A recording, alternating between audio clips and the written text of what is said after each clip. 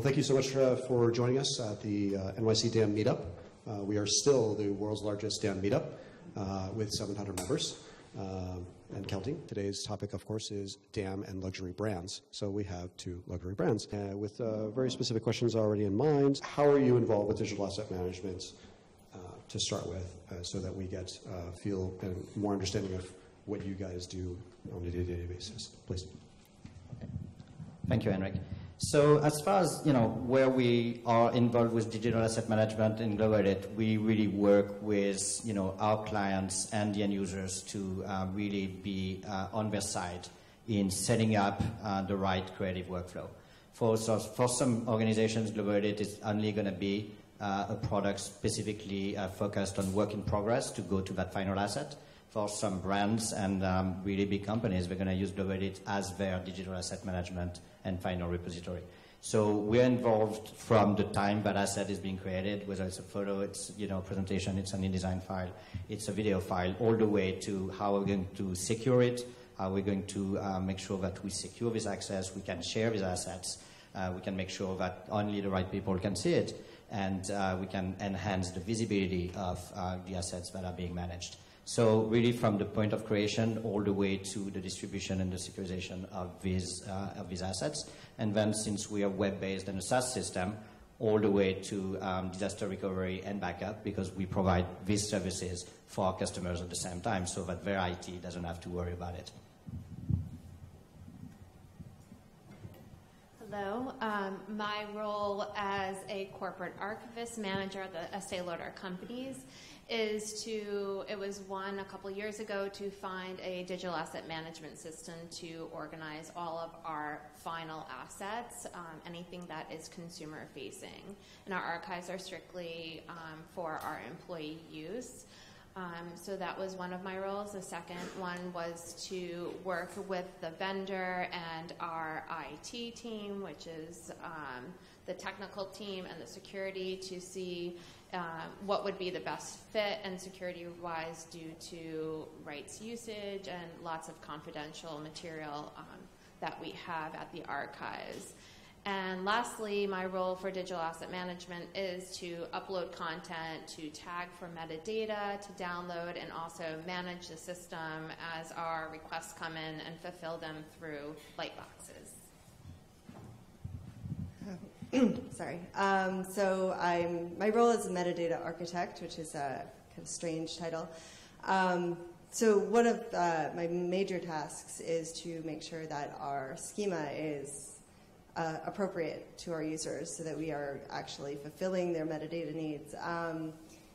I also work very heavily with their taxonomy, so making these controlled lists, making sure that we're all using the same language. That's a very huge challenge because everyone calls everything 5 different ways. So that's kind of my role, like in general. I also work with our users sort of doing requirement gathering for updates to our system. Our system is very new. We've had it it's been live for less than a year. I think it went live in October. So I work actually with the users, talking to them about what they need, what they want to do, how they want this system to behave, and then talk to our developers and sort of translate that in somewhat of a business analyst way, but sort of understanding how digital asset management is used by our users and also understanding the IT part of it.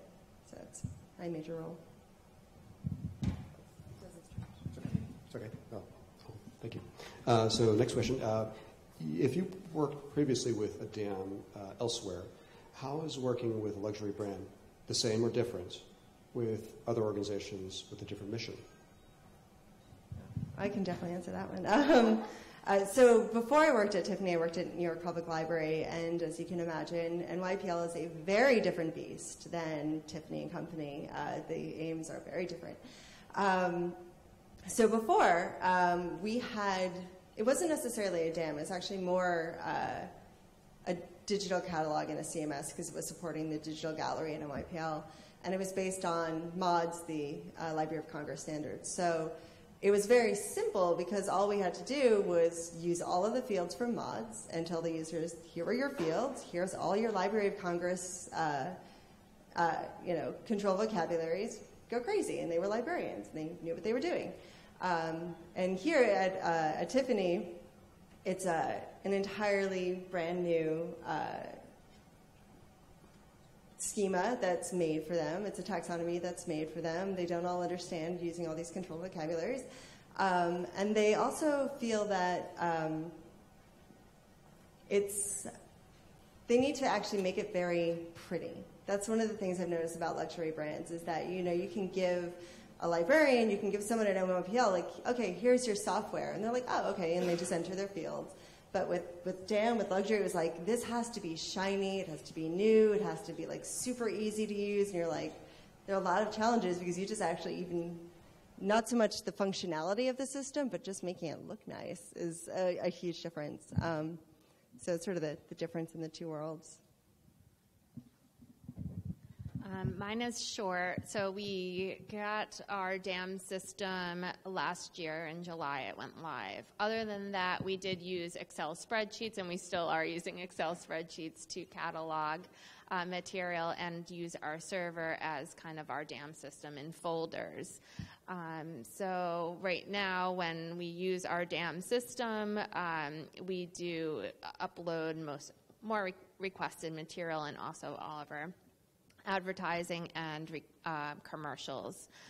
And for metadata also, we needed to find a system that if somebody requested they wanted all butterflies in their ad, we could type butterflies and find them. And this, I've never worked in a library or a different institution. I always worked at the Estee Lauder companies, but we do have different needs compared to the institutions of requesting, puppies to a certain person and a certain background in the advertising. So that metadata needed to be in our digital asset management. So that was very key to finding a solution for it. Yeah, on my side, I can talk on the other side as a software vendor providing, service and consulting services and a service to different industries. So definitely, to luxury brands, but as well to, creative agencies, to advertising agencies, to, TV networks, retailers, and, just fashion companies, all the way to some of the cheapest brands that are still doing really nice photography. And I can tell you the challenges are definitely different. So, when you are, dealing with an e-commerce company who needs to shoot, hundreds of products every single day, you are not taking, the same time to master your metadata and probably to secure your assets as well. The challenges are different. The speed is totally different about implementing a system. The speed is different about how fast actually the people work through these assets, how fast you need to fulfill a task or request for an asset. It really depends. When you're talking about high-speed production, you cannot afford to spend as much time as when you're actually spending, tens of thousands or hundreds of thousands of dollars just for one single shoot to get that beautiful picture that's going to be used in that campaign. It's just not doable. So you just have to know pretty much what is the goal of the digital asset manager or taxonomy specialist or software vendor as Global Edit about where do you stand in this and what is the biggest challenge that the end user is facing every day. Is it accessing the right asset in a quarter of a second, or is it making sure that in 2 minutes I can get the 50 images that I want to review that I know are going to be used for a mood board for XYZ campaign or an archive project because we need to communicate on a certain value that the brand has. And I think we really see it all. And for in some companies or even luxury brands, we see totally different uses of the same system.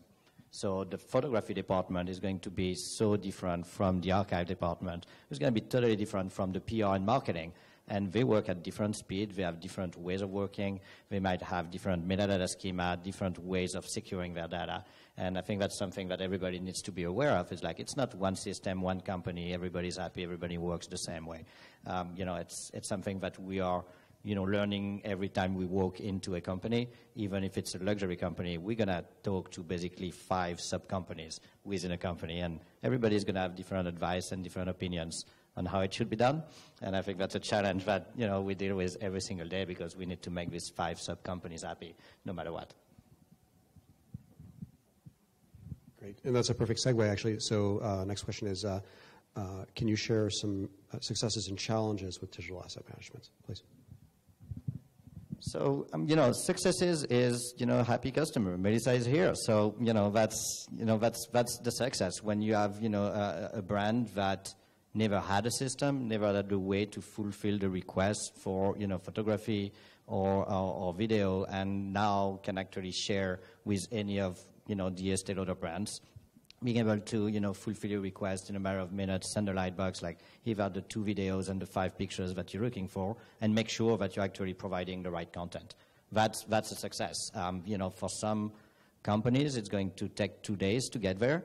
For some companies, it's going to take 2 years to get there. So all the way, some measure of the success is, not really any of the 3 of us. It's actually who is actually going to use it at the end. So how fast you can get access to your assets, how secure your assets are, how sure are you that your assets are secure and accessible only by the right people? How do you make sure that the rights and the copyrights are, being respected in the different company, in the different departments, and for the different uses? Because all of us now, have to deal with print. That's good. It's old industry. It's still happening. And web. And now what is the use for video? And, you have the photographer rights, and you have the model rights, and you have the director rights. And how do we deal with that? At the end of the day is, do we have a lawsuit or not? Do we have happy end users who are just being able to actually help themselves in the dam and just get the assets that they want without calling us? So basically, if people don't call us, that they don't find things, or they wish they should find it another way, or they should find it faster, that's, to us, pretty much how we measure success. That means it has been set up the right way. It's secure. It's totally backed up. The metadata has been set up the right way. People who are supposed to populate the metadata fields are doing it the right way, at the right time in the creative workflow, whether it's, at the time you create this asset, during, approval process or filing, or afterwards, as a final repository. All of these things are what we're looking for. It's the happiness of the end user that, to us, is really the how we measure the success of a DAM system. You touched on all of mine. So yes, we use Global Edit, and we're very happy. So what was it, probably a year and a half ago, or 2 years, I met them at the Creative Sphere, and so it was a test. And the one test was upload and download speed, which approved, and they have a great plugin called Aspera. So I actually just uploaded a movie that was probably 10 minutes long, and it took about less than a minute to upload this morning. And it was easy to access to 3 of my users, my end users of Aramis that wanted to see this video. The second test was security, how secure was their website, and also usage rights, because all of our assets do not have either our usage rights are ended because they're from 1930s to 1980s. So we needed it very secure. We needed a watermark on it if we needed to show it to someone, or access it. They can't even download it. They only could view it. So we got approved, and we got Global Edit for the whole year, and going on hopefully number 2 years next July. And we love them. They have the best customer service. Today I had a problem uploading it because there was a coding problem, and I didn't have to email them. They emailed me, and they say, what's wrong with you? We're getting errors on our end. So the customer service is great. One of our goals was to be an archive that would serve globally to all of our regions, to Asia, to UK, to Canada. So we didn't have to send them a CD in the mail of 5 movies, and they get it in a week. So now they can go to Global Edit, and we send them a lightbox for that. And it works, and it's some fast time of what they download. Another, let me see, success story. The success story is it's user-friendly, as you saw in the PowerPoint. It's really easy to use. The metadata is there. You can customize it. any problems. They're always looking for ideas. So we always have chats on what works, what doesn't work for us. So it's really great. The challenges is not on the global edit side, it's on our IT side. So it was very hard to kind of sign on and tell IT, you need to open up a firewall for everybody, 32,000 people in our company, so they have access to downloading these assets because this is what we're going to be using. And another challenge is just end user error of maybe the Java's not working or they don't know how to download, and I don't have time to explain what they download. So Global Edit would send me a PDF of how they could download it, or somebody's actually there on the other end in minutes that I was on vacation saying, I'll take care of this and I'll help them. So they're very good in that. So the challenges make it a positive that they really fulfill these issues quickly and resolve them for quick deadlines of. One of our biggest challenges is making everyone happy. And like you said, there's like 5 companies within the company. Our system right now sort of started as a marketing initiative. They needed something to store all their assets. So we've got people who are in marketing. We've got creative visual marketing. We've got production. We've got public relations. We've got the corporate archives group, social media. So all of these different groups, and they all have different needs, and they all have, it must be done now. So I think that's our biggest challenge, is sort of making a system that works for everyone, or at least attempts to work for everyone. So the challenge of really sort of understanding how our teams work, I think, was the biggest problem that we ran into in the start, because our system, as I said, was very young. Really sort of knowing their workflow, how they want to use the system, and making the system work for them instead of them having to climb uphill to use the system. And we've gotten so far since October. I mean, I think I was actually in a meeting today where, one of the heads of marketing was like, this is such an improvement. This is really, this has come a long way. We can actually use this now, because one of the complaints, unfortunately, was that they couldn't really use it back in October. But to hear that from him was like this great success. I was like, awesome. Because we've had a lot of like hair pulling, or just like, oh, this is not working. But now that it is, we're just really sort of hitting our stride, and getting everyone's workflow in. I think that's one of our biggest challenges. And also, I have to say, just for my part, the metadata is a huge challenge, because we don't have, librarians. We have marketing people. So getting them to understand why they need to tag their assets, not just say, oh, I put it in a file folder, and how they need to tag it, and why we have all these control lists, sort of making them understand that, and getting them to do it. That's our ongoing challenge. So. But we're working on it. Our global audience, a global DAM audience, and our Meetup members have varying levels of experience. What advice would you like to share with DAM professionals and people aspiring to become DAM professionals? I want to be first on this one. So obviously, get yourself educated. Just jump in there. I know I saw just recently on the DAM community on LinkedIn, there were like discussions about all these classes that are going on. That's definitely, I think, a great idea, because I think a lot of the things for digital asset management has been jump in the pool by yourself and learn. That's definitely how I learned it. I come from straight library metadata background, so everything DAM was sort of sink or swim. But get educated, and definitely, talk to your peers. Come to these groups, because I think hearing about other people's experiences, talking to them, definitely puts you in the right place to sort of make that connection and get yourself educated. I will second that. I do not have an archives degree. I graduated with marketing and advertising, so I also jumped into this role 8 years ago and absolutely loved it. And now part of so many communities and networking and Society of American Archivists, taking those workshop classes. DAM is hot. Like, this is a new topic in archives and in this role of electronic records. Like, everything is born digital now, and everything needs to be preserved and archived. People are looking back in history and want to organize it.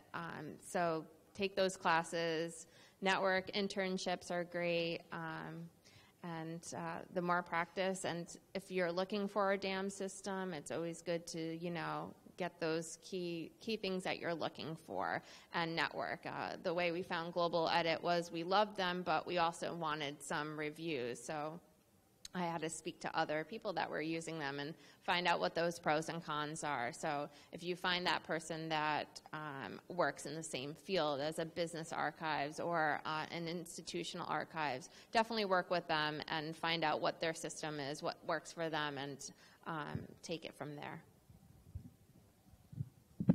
Yeah, I have a technical background, so I started, really on the other side of this industry. But on my side, coming from the technical background, I would, put the advice was like, yes, education is the first thing you have to get. Understand what the challenges are.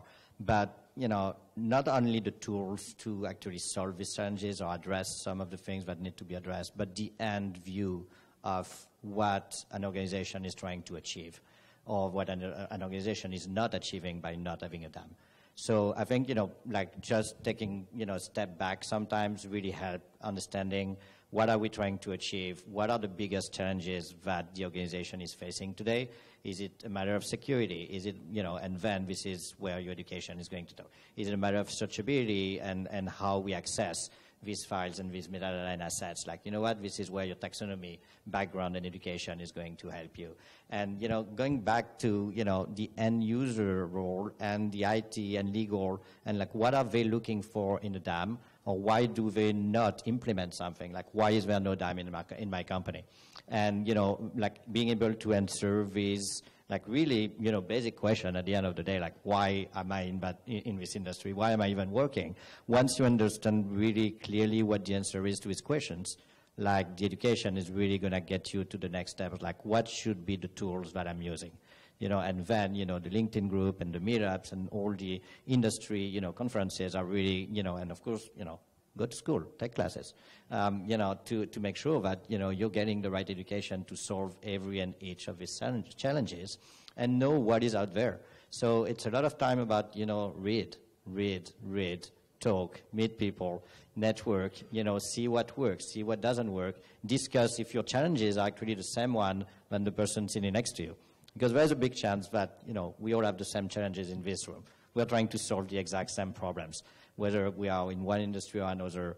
The challenges are the same, and the drivers behind them systems are the same in every single industry. The focus, as we said, in the luxury industry might be specific, to some particular aspects of the digital assets, but the main challenges are exactly the same than other corporations. So, whether you're a nonprofit or a luxury brand or fashion brand, an e-commerce company or a TV network, at the end of the day, like what am I trying to achieve? Once you get that, basically go full speed in getting the education that is focused to these features, and then be useful to your peers.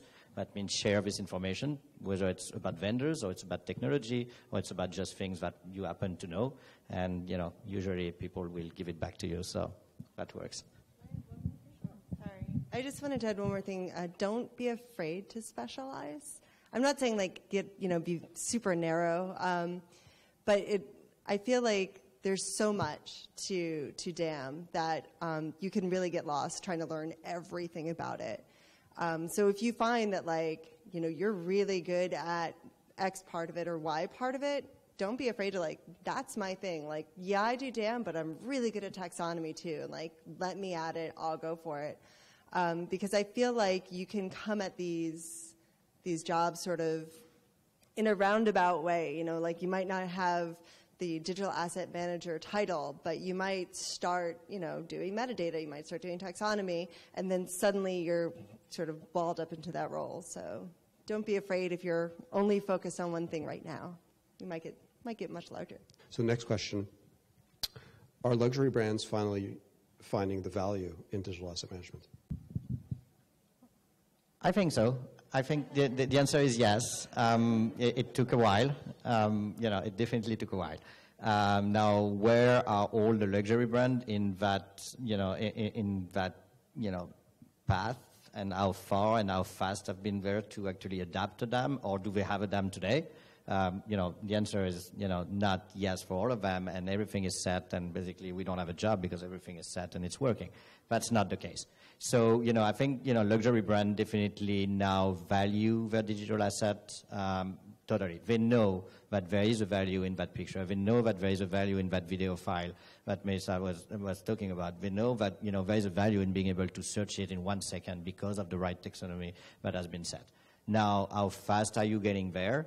How much budget is available? How much resources are going to be dedicated to that specific subject?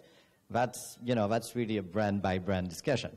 So, on my side, I'm lucky enough to be able to talk to, basically tens and hundreds of companies about what do they do, how do they do it. So giving a pure picture of the luxury industry based on what I see would be totally wrong.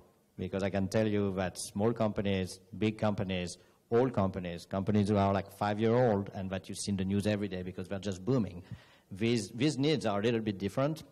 And the speed that they realize that there is a need for a digital asset management system is going to be totally different.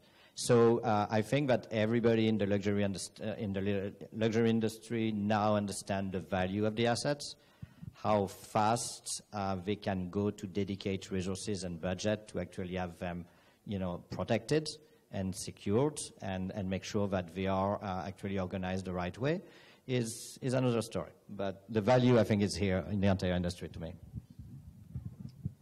I agree also. The values here with Estée Lauder companies, if you're not aware, we own or we're under the umbrella of 30, I think we're up to 30 brands, and more of them, I guess, are signing on, as I hear, to Global Edit, and they use it for different uses. A creative group will use it, an archive downtown will use it, the marketing group will use it, so they all have different needs. But they're all producing digital assets, and digital assets are saved forever.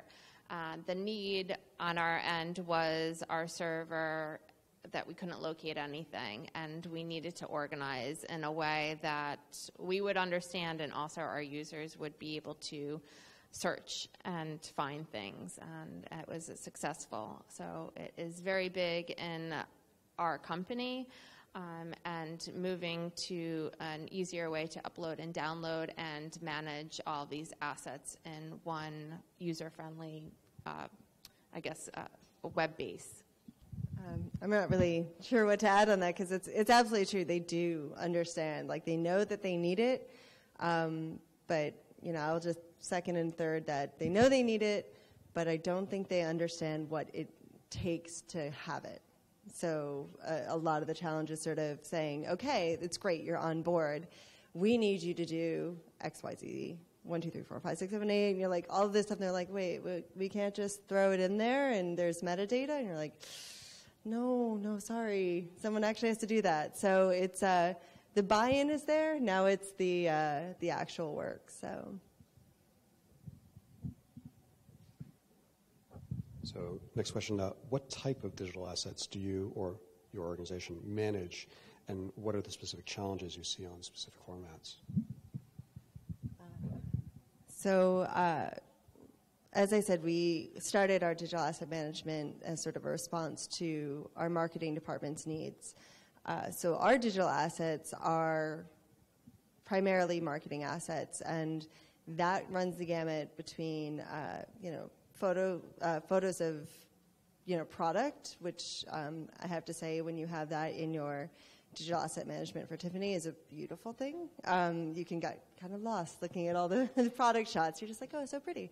So, pictures of products, pictures of, model shots, scenes, all of these components that go into the ad. And then we have composed ads. We have mechanicals. We have layouts. We have cropping guides, and then we have artwork and directives, and it goes on, and we have so many things, and they're so different.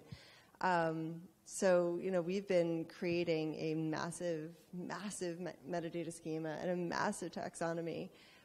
So our challenge with all these assets has really just been trying to describe them all the best that we can using some sort of standardized language here and there. But we're even trying to go larger. We're collecting emails. We're doing social media posts. So, yeah, it's a lot. We have a lot in there. And I mean, on the technical side, if you're talking about any kind of like file formats, we basically have everything you could possibly imagine in there. So I hope that answers it. We collect, not as much as you. We collect and maintain all finalized images, anything that the consumer sees. So it could be a product shot, an advertising, a commercial, an interview, some press clippings, anything internally that we think it has enduring value to our company, we keep. For formats, it could be an MOV file, a JPEG, a TIFF, a PDF. Challenges that we do have was today when it was kind of my era of, we got an old DVD of a anniversary that we had, and I had to convert it to an MOV file, and the coding was wrong. So those are the kind of challenges, or if there are old files that can't be converted. But Global Edit pretty much accepts everything. They try. And if not, they work on it and fix it for me. And that's pretty much it for the challenges that I have uploading and downloading assets. Yeah. On our side, we're lucky enough to actually be exposed to, many different companies and many different use cases of the software. So as far as the file size or the file types, you're talking about any kind of photo site for, from low-res e-commerce or like behind-the-scene, like Instagram type, all the way to the beautiful art photography, CR2, 300, meg file, and now you're talking about, a 5-second video file. You're talking about a 30-minute, video interview, or or a long-form movie, and that's behind the scene. You're talking about InDesign files and Illustrator files for some of the creative departments. You're talking about store design plans. You're talking about visual merchandising, packaging. You're talking about all of these. Are going to have PDF file and Illustrator, and TIFF file and JPEG and MOVs and MP3 and MP4 and H.264 and ProRes in video. And the challenge is to know what's going to be coming, because that means that in the back end your DAM system needs to be able to process them, to transcode them, and then to serve them. Because be sure that most of the users are not going to take what was on that old DVD and being able to read it on the station. Are they using a Windows machine? Are they using a Mac? Is it, are they accessing through the web? Are they not accessing through the web? All of this actually determines how you're going to deal with these different formats. And, for Global Edit, since we have to serve this for everybody, we have to know what's going to hit us.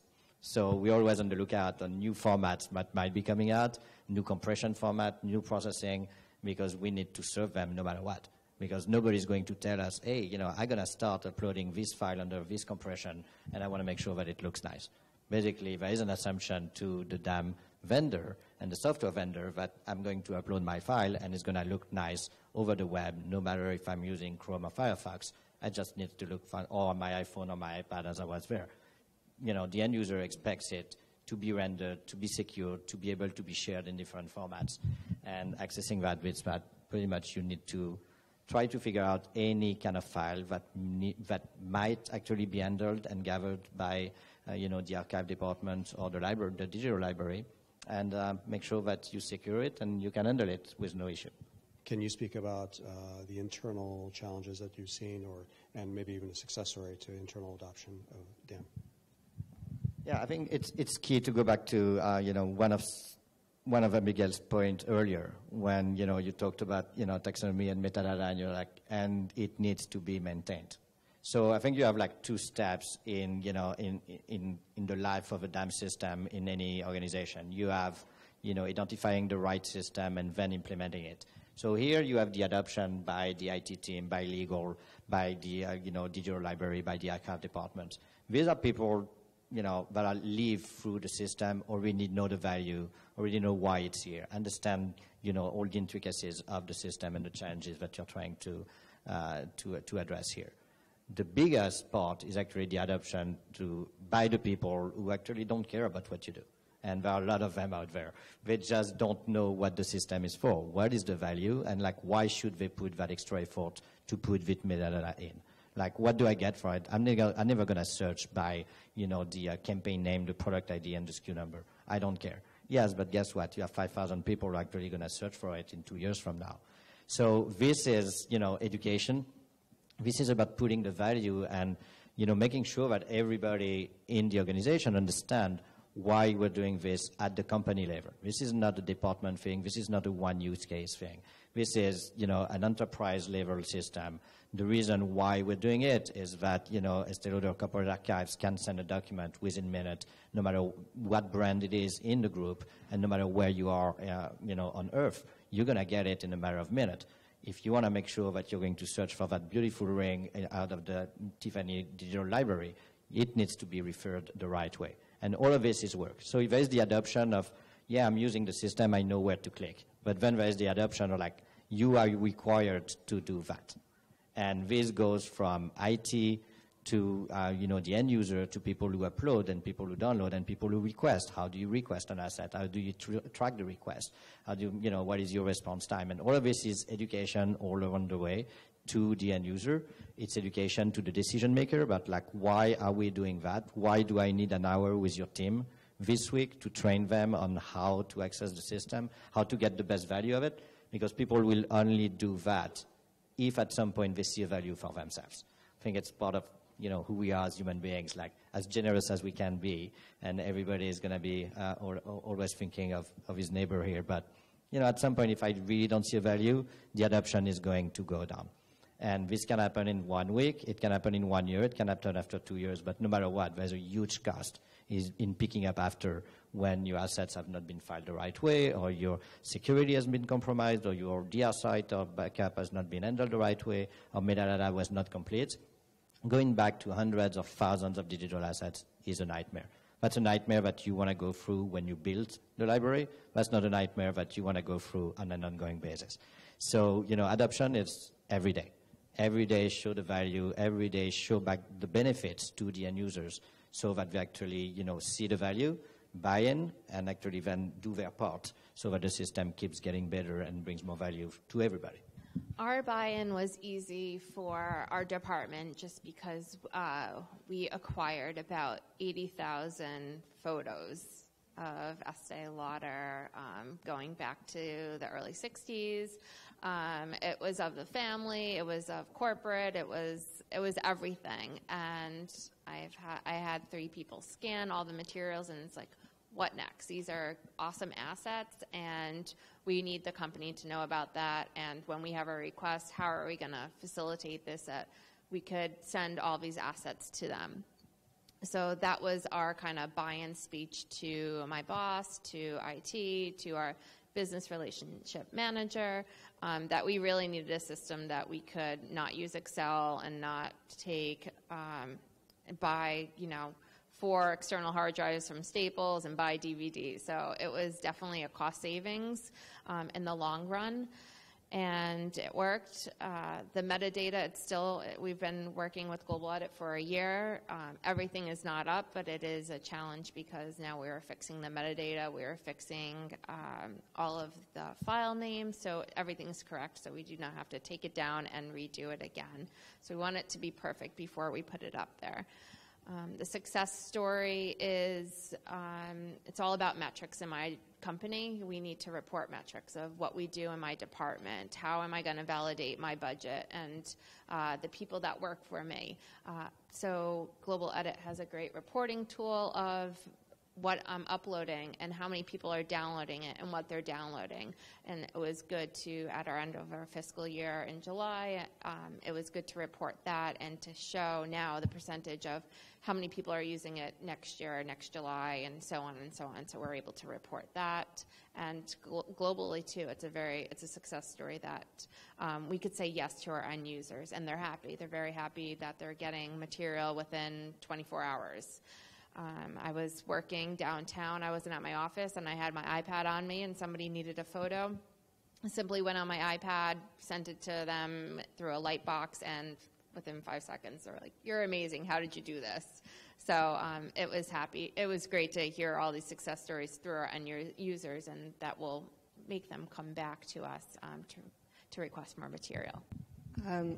So I absolutely agree with both of you, and Matthew, adoption every day. It's like the other part of your job as a digital asset manager or whatever your title may be, is that it is every day you are the biggest advocate for your system. That every time you talk to someone about it, you just have to be like, yeah, this is great. This is going to solve this problem for you, and this is how you do it. So to drive adoption, obviously that's one of the things I do is, I sit with users and say, this is how you use it. And they go, oh, I had no idea it did that. And you're like, yep, that's how you do it. That is a success story because suddenly they've figured out you've just made their life easy. So that's a wonderful thing for them. The other thing that the challenges that I've encountered, and I think one of our greatest challenges, and I've already mentioned, is that getting that metadata. Getting it in and getting it right. So it's our biggest challenge, I think, right now, or one of our biggest challenges. And how we've been approaching it is to try to find ways to get that metadata out of the work they're already doing because they don't want to sit there and enter metadata. So we've been looking into utilizing XMP fields and having the photographers actually enter information when they shoot the product so that comes in as soon as we ingest it. For some of our users, we're working on some file naming conventions so that the system pulls that data right out of the file name. We're doing it like the group that we're recommending to use file naming, they're already kind of doing a file naming convention, so we're really just saying, okay, you can keep doing this, but here are some rules. And they don't even really know that they're creating the metadata. So we're sort of utilizing a lot of the automated processes and sort of sneakily getting our users to create metadata. So those are sort of our wins are sort of doing that and approaching our big problems. We have a very large library of assets, a huge backlog. So when we're talking about you don't want to go forward with assets that don't have metadata, I'm talking about 5 digits of assets that are sitting there that have a very bare minimal. You can find them, but it's really not that useful, and it needs more. And so I've actually I've utilized some interns and told them, look, you're getting experience in metadata, which it's totally valid. So they are getting experience in metadata, but it's getting it in there. So besides keywords, is there any visual search? Other ways to do visual search? Instead of searching, do you mean like to just look at the assets itself?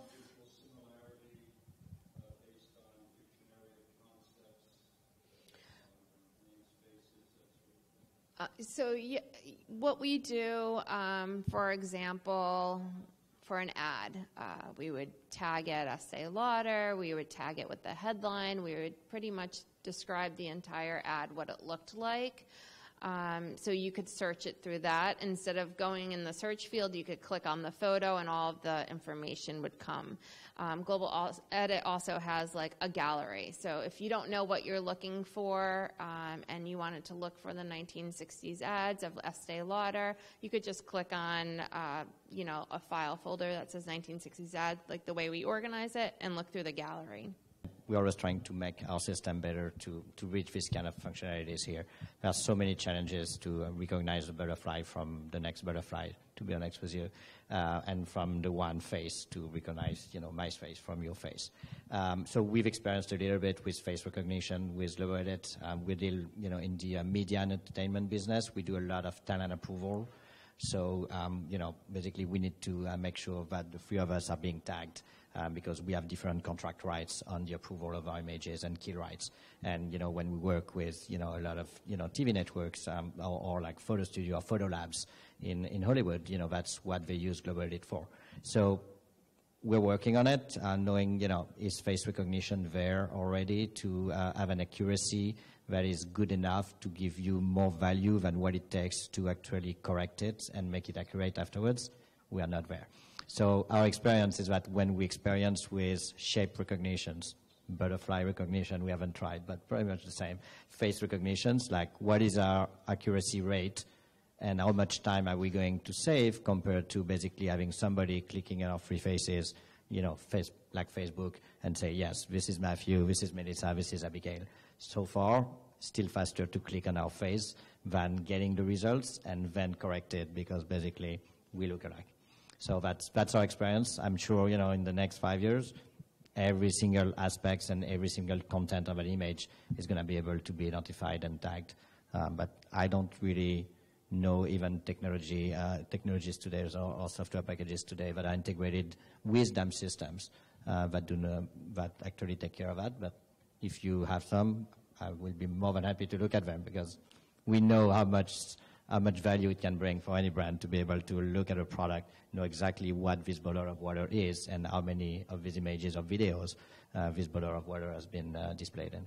We definitely don't have it either, which, would be amazing. But one of the functions that we actually have built in is sort of a similar assets.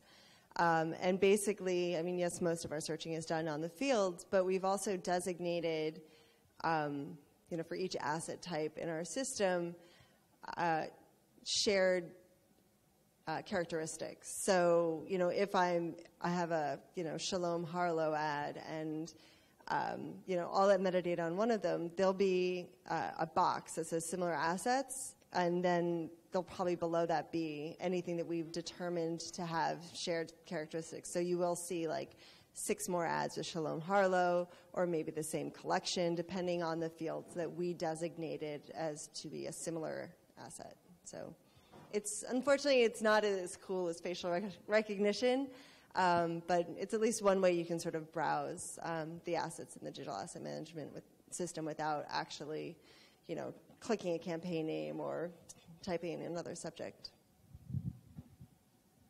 So we had an earlier meetup about auto-tagging and crowdsourcing and things like that. Usually that technology at this point in time is a great first pass, but usually there's still humans in the background doing the final edit or culling down to what is actually needed. Because even if you smile, some technologies won't recognize you because your face magically changed. It's like, oh no, I can't recognize you anymore unless all of the pictures of you are smiling. So who's responsible for metadata and who's checking it is the question. Huge question. Wow, okay. So we have a lot of metadata creators. We try to utilize the people within the groups that are using it because they're the subject matter experts. They're going to know it. And like I said earlier, we're trying to sort of sneakily get them to do metadata because it's an uphill challenge. So we try to have the subject matter experts do it.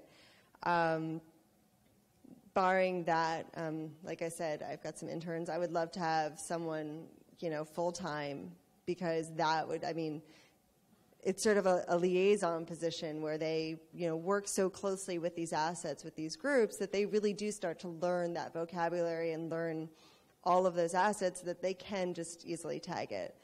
As far as quality control, I really wish we were doing better at that. I'm a little embarrassed to say. But I guess the person who's checking it is me. And it's more on a spot check basis where usually what ends up happening is that a user will contact me and be like, I'm doing this search and I can't find this. And then I just sort of troubleshoot with them and say, okay, like, how are you doing the search? And maybe you're just sort of, thinking about it the wrong way. And then I'll discover that something's tagged incorrectly. So that's kind of what we've been doing since we're still so brand new. But yeah, and I enter a lot of data myself. So I'm a party of one and a couple of interns. So it's a big job.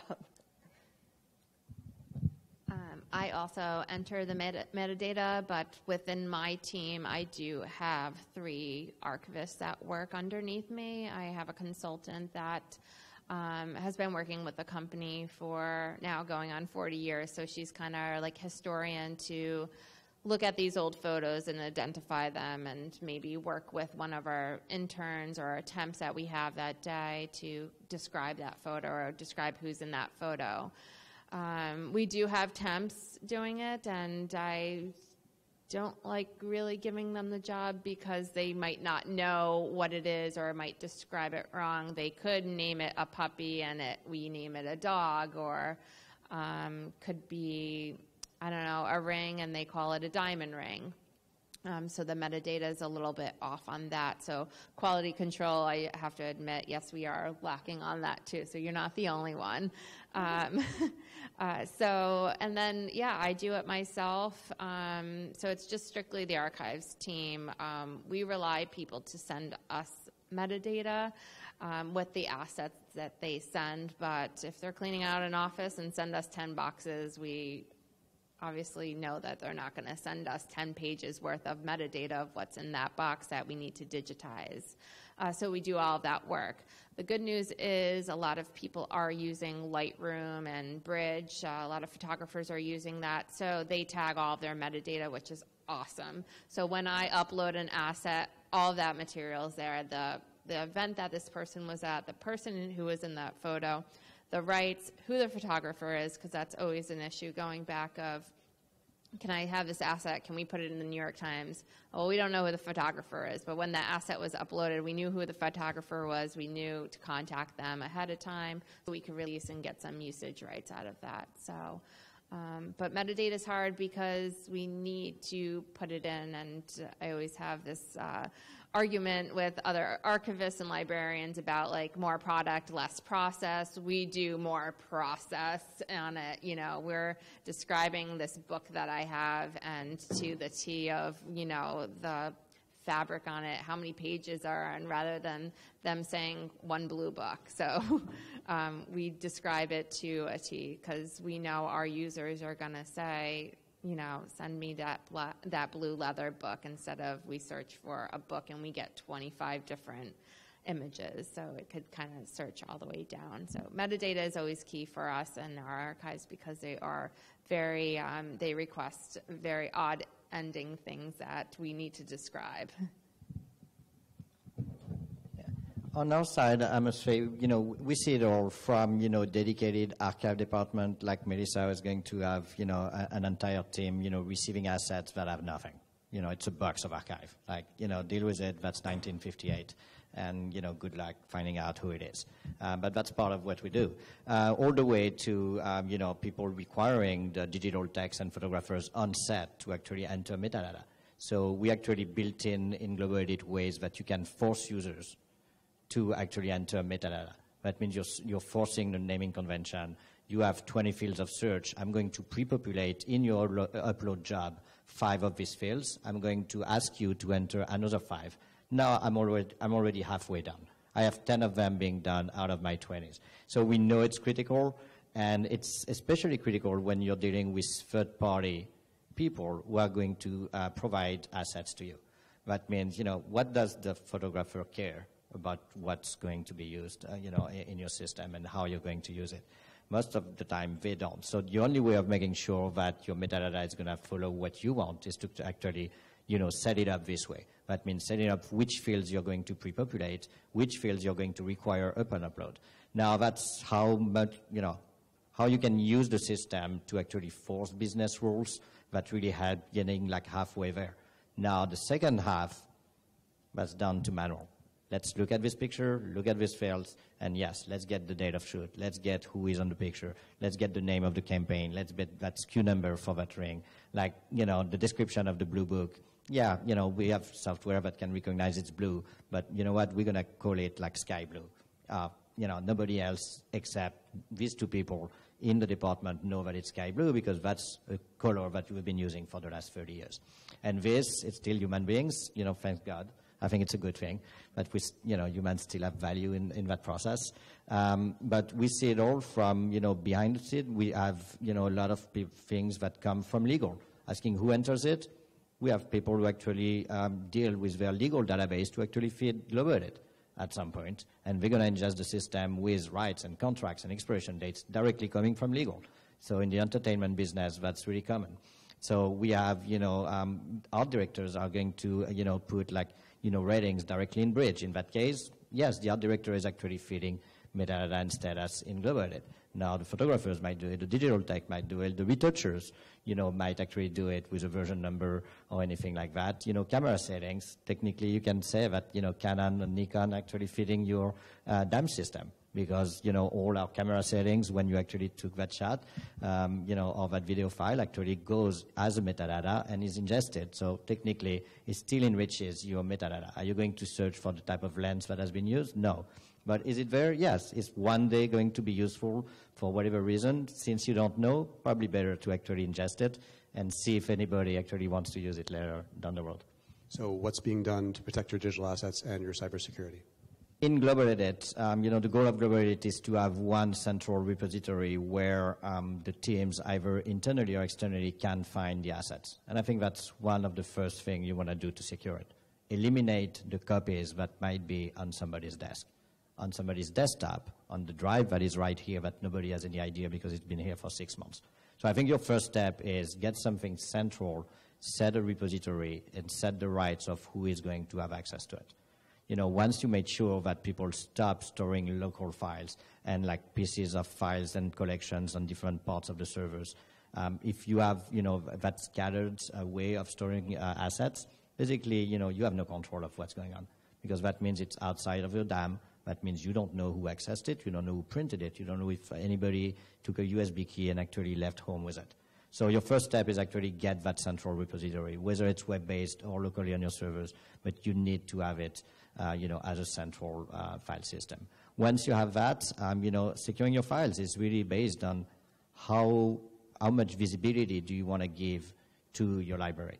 So is it an internal facing? And, in the case of Melissa, for example, the archive department is responsible to search for assets and then deliver it to the brands.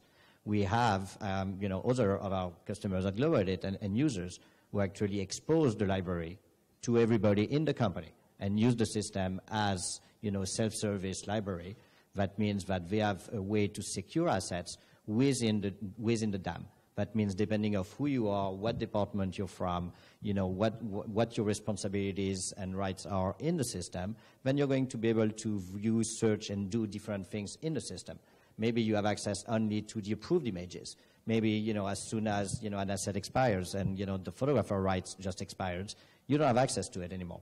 So that's one, these are like a lot of ways to secure assets, all the way down to, I'm sharing, 20 of these assets with you, but you have only the right to see it and you don't have the right to download it. Maybe you have only the right to download it at a RAW-res with a watermark. And that's how we handle, the security of the assets. And all of this is tracked.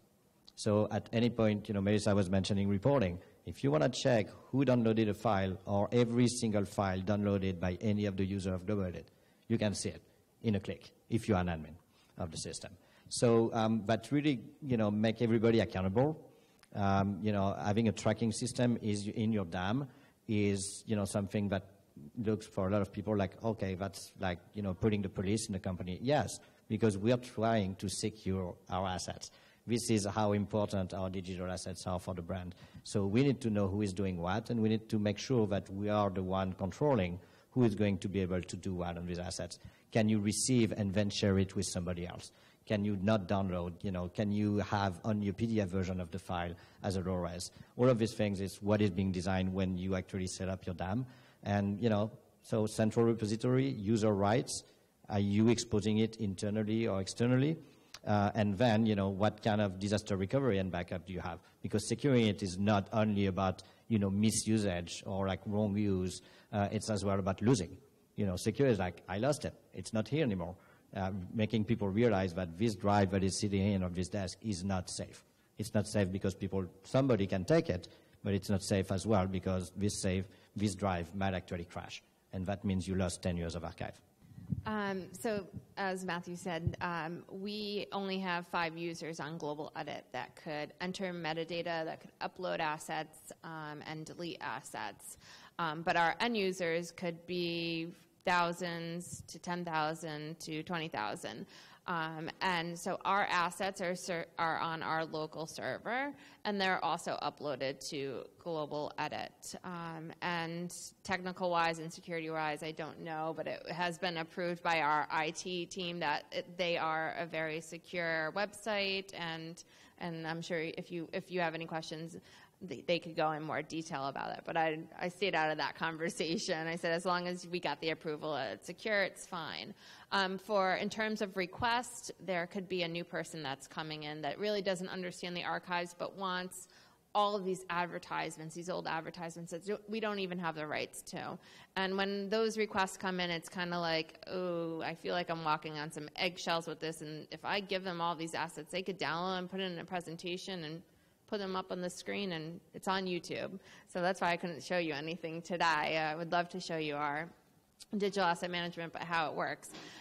So those are all in Global Edit. If you requested all these ads and it was a little fuzzy, and I said, go to legal for this, I would send you all the ads, watermark them. You can't download them. But at the end, whatever ones you want, you could hit approve, you could hit kill, and the ones that you approve, let's have a meeting with legal and see if they approve it. If they approve it, then I would give you access to download it. So there's a couple steps that we rely on legal to work with us on not exposing these images to someone that might not have rights to it, or we might get in trouble for sharing. So our system is currently mostly internal facing, and the access is actually granted on a request basis. So it's not open to everyone. There are definitely select users, but we add users all the time. So it's really, that's one way to keep it safe. We also have an incredibly extensive security model. It is, it's really intense because it's not just, you can browse, you can search, you can share, you can download, you can edit the metadata, you can replace the asset, you can delete the asset, although the only person who's allowed to delete it is me, because we figured we should really put a clamp on that. And the same with replacing. So we've, all of that stuff, sharing, everyone has different roles. There really aren't that many people in our company who have every capability. So generally, a lot of people get the search browse, and they can also download a high, medium, low resolution. Like, we've really run the gamut on what people are allowed and not allowed to do. We are actually opening up part of our system to our external partners. So we're creating asset kits, for the regional groups that we work with. And that's been sort of the tricky part. Is like, how do we, keep them from going into the full library and just paging through and saying, oh, I want that image, and taking that down. So we really had to sort of lock down and say, you can only see this module, and you can only see this part of the module. And that's, it's really just about security. As far as the technical specs go, I'm really not the person to talk about that. But again, our IT group has gone through it with a fine-tooth comb, so it sits behind all sorts of firewalls and yes, back up those copies. Your library locks lots of copies, keep stuff safe. I'm sorry. Just one last comment. Talking about security. One thing that we go through, every time when we have this question is the first one is like, what is your security today? What do you have?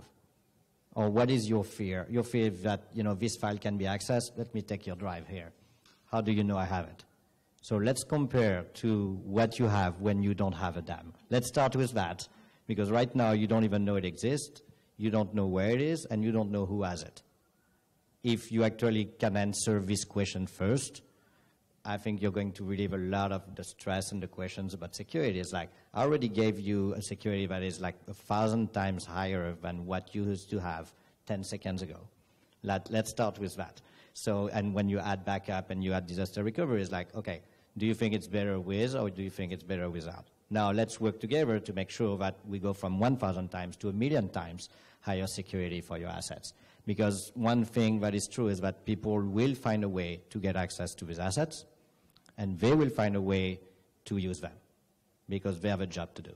Whether it's for campaign, it's for PR, it's for presentation, they will take a screen grab out of an old website that has been done for 10 years and put it on that PowerPoint that will end up on YouTube. Whether you know about it or not, it will happen. And our job is pretty much to make sure that if this happens, I'd rather be the one that actually selects what is going to be on YouTube because we know what the company rules are. So people are going to use their personal email. They're going to use their USB keys. They're going to get a Dropbox account. They're going to hightail documents to everybody. Whether you want it or whether you know it, it's going to happen. So if we put a system that allows them to do all that, but have some accountability and tracking and things that you can actually control, you're really already increasing the security. So to us, the first question is like, what do you have today? And the answer most of the time before them is nothing. Unless it has been sent by email and you actually archive every single email in the company, it's nothing.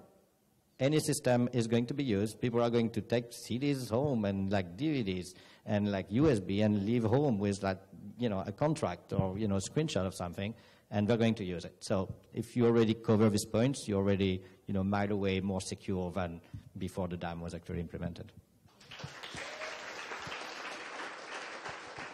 Thanks again.